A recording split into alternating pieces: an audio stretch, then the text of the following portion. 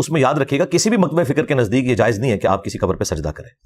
मज़ारात पे जाने के एतबार से इख्तलाफ ज़रूर मौजूद है, लेकिन सजदे का कोई भी नहीं कहता।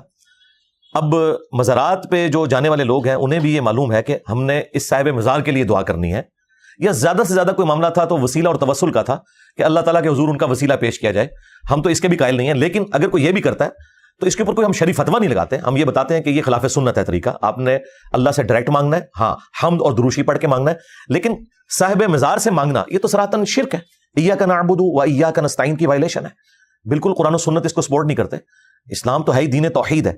तो ये जहालत की वजह से लोगों ने किया, और ये बड़ी हैरानकुन बात है कि हम बुत परस्ती के एतबार से जो सेंसिटिव एरिया रखते थे वही काम हमने इनडायरेक्टली शुरू कर दिए कि उन्होंने मुजस्समे बनाकर पूजना शुरू कर दिया, हमने बुजुर्गों को कब्रों में लटाकर पूजना शुरू कर दिया। अगरचे अल्लाह का बंदा मानते हैं वही कर रहे होते हैं, और वो सजदा इबादत भी नहीं कर रहे होते, ताज़ीम ही कर रहे होते हैं, लेकिन बहरहाल तौहीद के अंदर एक रखना तो डाल दिया।